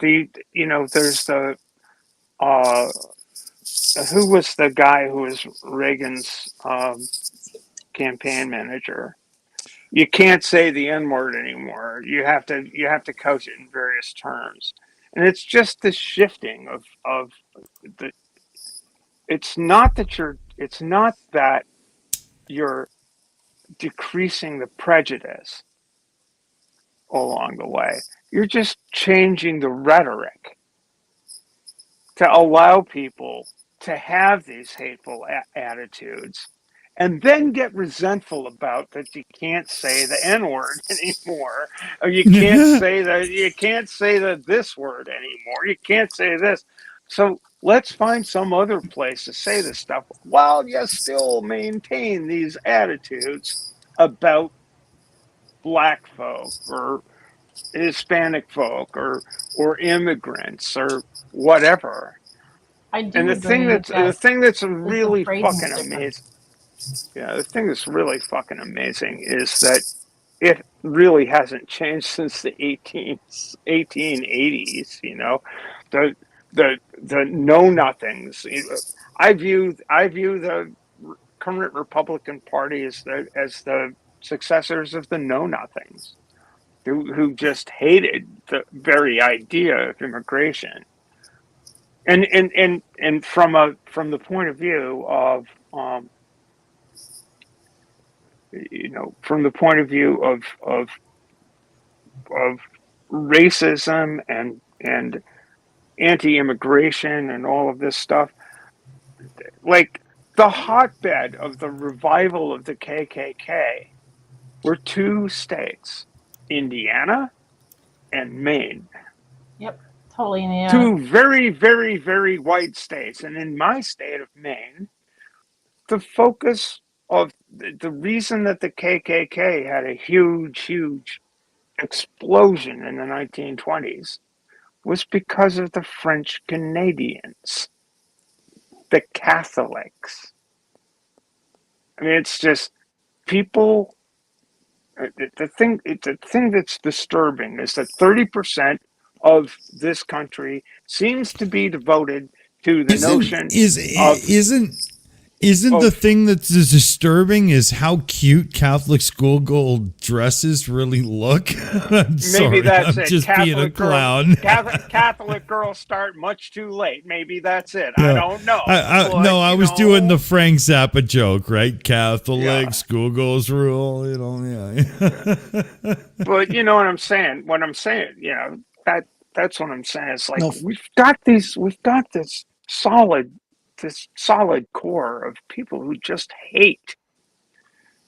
It's disgusting. Yeah. But I'm not sure that any society has ever escaped that. Maybe we can. I think the Well, yeah. I problem mean, I is think with most. oh, go Sorry, go ahead. ahead. No, you go ahead. No, Maya, for God's sakes, it's about time you speak I'm on here your to- own Yeah, channel, honey, please. I'm here to facilitate a conversation. I Yeah, feel but you know what? You have such an educated opinion on things. We would love to hear your voice. Well, yeah, I was really hoping to research and find that I didn't live in a racist country. Lola told us we didn't live in. And holy fuck, is she wrong? like it's just been since the inception. Like they came here to kill people. I just Boom. All right. I mean, it's just so insane. And when I look at, I mean, not that I've studied a lot with the natives, but it was just such a beautiful country. Like the way they cultivated the land and the way of looking at the world, even from the religion. It was just beautiful. Like they really worked within nature. Yeah. Like to the point where there wasn't nature, and we are doing our part with nature to the point, Maya, where there wasn't even a concept of ownership of nature. Right. It was just to be a part of it, right? You know. Mm-hmm. Or even like if you looked at the way they cultivated the land, they had to be insanely hard to set up, but they made sure that there was stuff growing in every season so that they would never be hungry. Yeah. And then like and like you're saying, there's no ownership, so anyone who was hungry, anyone who needed it could come. And like I would plant a tree and someone I didn't know can come and take the apple from my tree, and it would just be like, well, apparently you're hungry, like, yes, please eat, you're a human being, like, and two spirit people were respected. Yes. Yeah. Yeah. Druids They had a very similar had a name. concept. They had names for like for things like that. And the purity of humanity, right? Yeah. You know. I mean, and it was just, I mean, it's beautiful. And I know they weren't perfect. I mean, I know there were wars and, you know, there's probably their own xenophobia or whatever. But I mean, when you look at that and like right now we're fucking fighting to not allow the Supreme Court to finish off the genocide. It's just one of the most curious things about the current political discourse is the very notion that woke, the idea of being woke, is pejorative. Yeah. I mean, you know, I realize I recognize that it's a trope. It's a stratagem on the part of the right. And it's the same stratagem. It's like woke is the current politically correct, and which was also, it's like a phantasm of right-wing thought. That's like, well, no. What we want you to do is think. You know, think about the implications of what you want to see as part of society. I think being woke is like being aware of other people. Is that a bad thing? Seems a little odd. It's bad to a rugged individualist. Apparently. That is the problem. You hit on something, Jenny. You hit on something, which is that collectivism is bad. Thinking in what's best for the most of the community is bad. And that it's my stuff, my family, myself, my religion. And it's not like the whole of people. And I think you hit on something. And we are obsessed in America from the root on individualism. And I don't want to sound like a socialist, but I am a little bit socialist. But the rejection of collectivism and working together is extreme, and it's very noticeable in rural areas, particularly because they're all individualistic, and city people work together, and it's very, very noticeable. You all know who invented the term rugged individualist? Yes? No? Reagan? Rush Limbaugh. Oh, Limbaugh. Oh, he's still dead. Oh, good. Yeah. Nicotine stained fingers. I know Rush Limbaugh. Yeah, I don't know if you can clip on my channel or not, but like I want that clipped. Like, may he rot in hell. Oh my God. Oh yes, what a lovely human being. If I can jump in quick, Godless Scummer, Jeff, buddy, Merry Christmas. I haven't seen you in a bit. I hope you and yours are having the best Christmas ever, buddy. I love Godless Scummer. He is an absolute hero of the interwebs. I love that guy. Well, you know what he did, don't you? Christmas, Jeff. He prevented all these children from getting their Christmas packages. Oh, right. Sorry, Jeff, I had to. Oh, that's hilarious. No, Jenny, that's a good one. Yeah. I think Godless Scummer goes live after Almost a Doctor, I believe. Should probably have that stuff up here.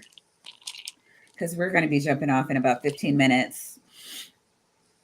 Yeah, who's next on the turn? Maya? Where are we going next? I have a very early morning, like 6 a.m. and it's almost midnight Pacific here.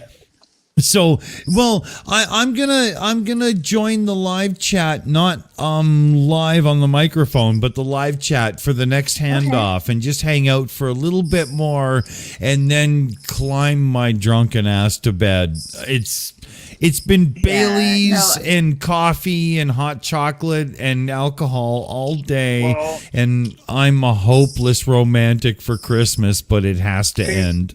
Congratulations on your endurance and your, dare I say, faith. I don't know how you keep your energy up. This is insane.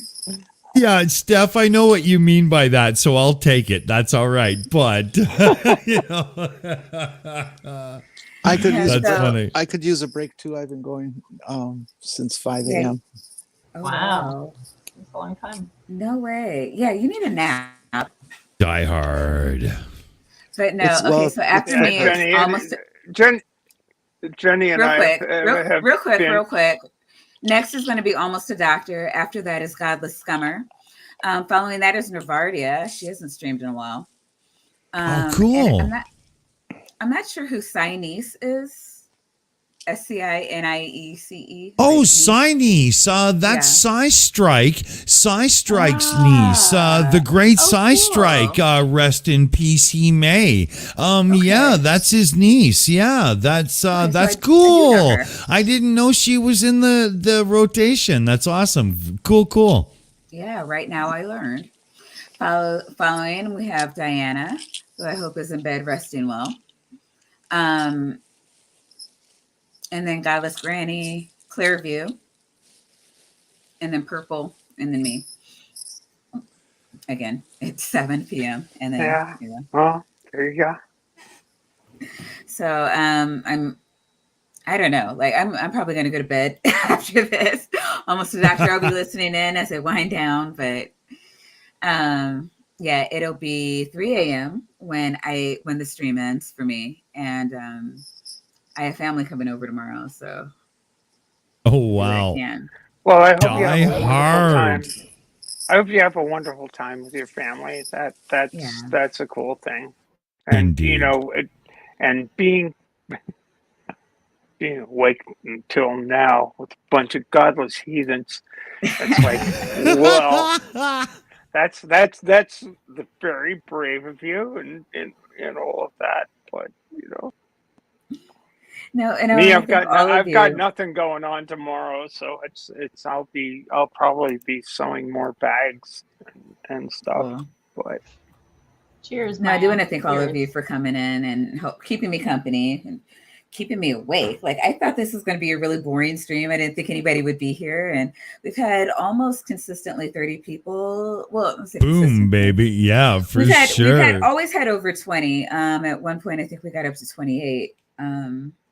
Yeah, it's been a good stream. On Christmas Eve, people's family might be asleep, and they just want to. Yeah, I mean it's really late. I didn't think I'd have anybody in here, so I do want to thank everybody in the chat, everybody in the stream for coming in, and I'm going to shut up again and let you guys talk because we only have 10 more minutes. And good night, fellow babies. I guess I. Dick, did you want to show anything before you go? Oh, I'm good for shilling. Hope to see you all over on the shills very soon. We do a lot of great content. You just might like it. But who am I to be talking all about myself on such a great occasion? I'll hand it right back over and shut my ass up. I'm sorry, Stephanie. What were you saying? Well, sorry to be such a pain in the ass, but whatever. That's what I do. I guess be a pain in the ass. Not at all. You've been very passionate. I love that. Yeah. Stephanie, we should set up a little remote thing that the whoever's panel it is can push a button, and over the internet it gives you a little shock. You know?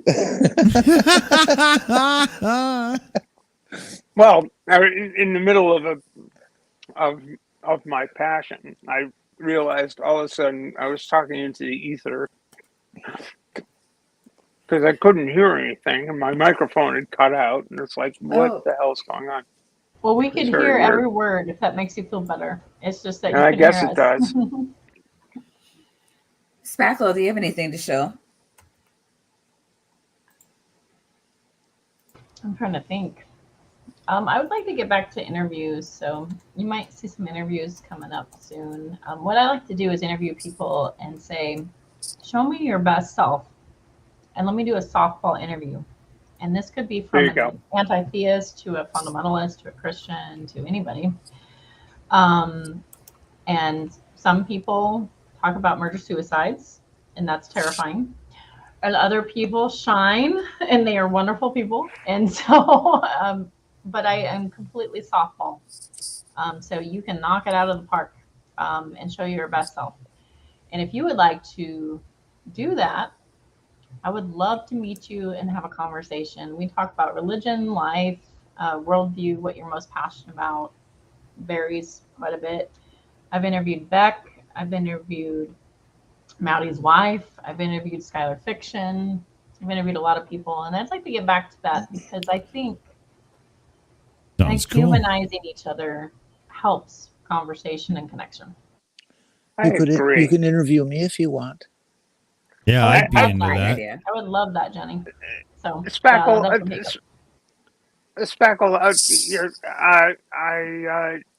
I've seen you about, and I'm where are you?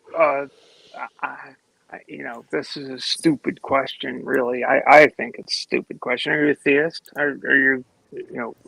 Ooh, that's a good question. So I am. So I used to work in clergy. I was very hardcore Christian. I moved from I was a homeschooled Baptist kid who grew up in the church and had very little social interaction. And I moved into Baptist, and then I moved into eventually, as I got more experiences with the world and connections, I moved to eventually Methodist, and then I worked in clergy, and I thought I would want to pursue youth ministry. And while I was young, I was going to do youth ministry, and I had already focused on when I'm older, I'm going to do family ministry, and I would get a psych degree. And so that was kind of like where I wanted to land. Life had different plans for me. I ended up leaving the church over LGBTQ issues, particularly. I'm bisexual. And I have a woo towards Jesus, and I love Christian progressive theology, but I lately have been drawn towards deism. So, if that makes sense. It does make sense, and I'd love to continue conversation because from the conversation we had tonight, I think you and I are on really, really close to the same page. I'm an advocate for folks that are LGBTQ, and I don't necessarily understand perfectly trans issues, but I'm learning. And I started learning probably around 2016. And then I've just people have been so gracious to share their experiences and resources that I've learned more and more. So I am an ally. And I do agree with you that more Christians and religious people or God believers need to stand up and rally for you. Yeah, and I think that, you know, again, I think that from a practical standpoint, it's very, very hard to take the position that you need to give up your God belief to be a good person. I don't think that's a good. I don't think I don't think that works for those of us who don't have a God belief. I mean, I gave up my God belief because I didn't see how there was. I didn't see the logic in believing that a God who made me as I am. I mean, if you want to get down to the Southern Baptist Billy Graham call to the altar thing, just as I am without one plea thing, it's like, how can I think that just as I am without one plea doesn't apply to me because of who I am? I mean, it doesn't make sense. And I think that there are ways of persuading people to just with a little bit of thought, you could see queer people or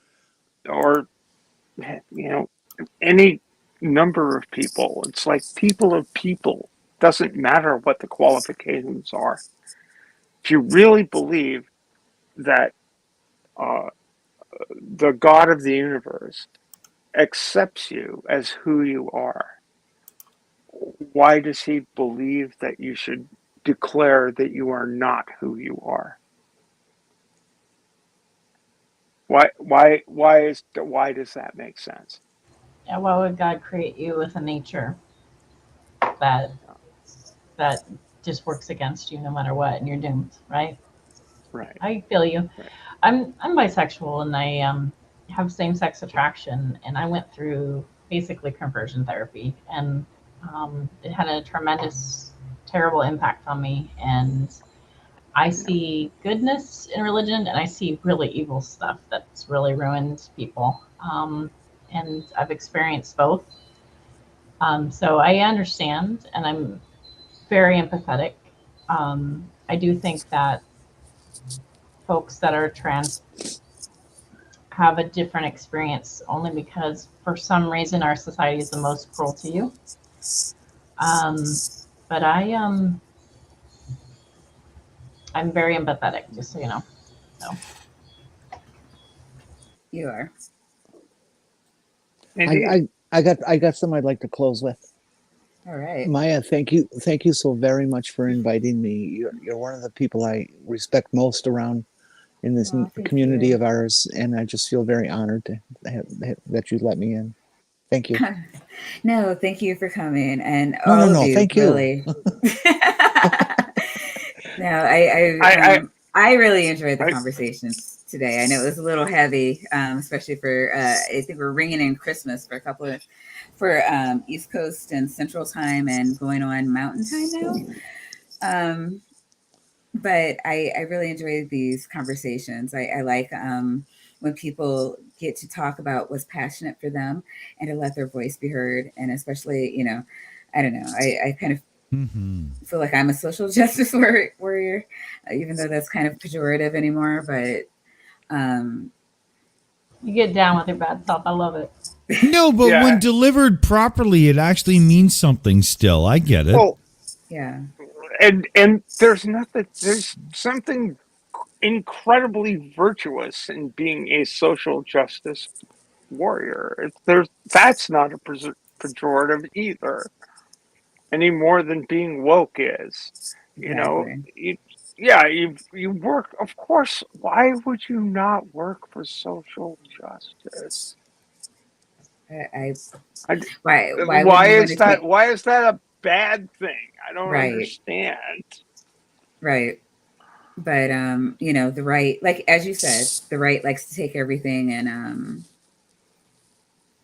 relabel it and demonize it. So this is what they do. But all right, we have 20 seconds before Almost a Doctor is supposed to start. So let me think. Everybody, head on over.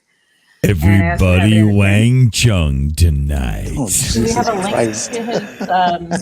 Yes, I I don't know. just Almost threw it in. I threw it in the live chat. So I'm gonna sleep. Dick's gonna sleep. Everybody else is gonna go over to the stream. Yes, I do need to crash. Good night, everybody. Christmas everybody. loves you, and we do too. Good night, Be you cool old people. out there. Good night, you old people who need sleep. All right. Thanks, Maya.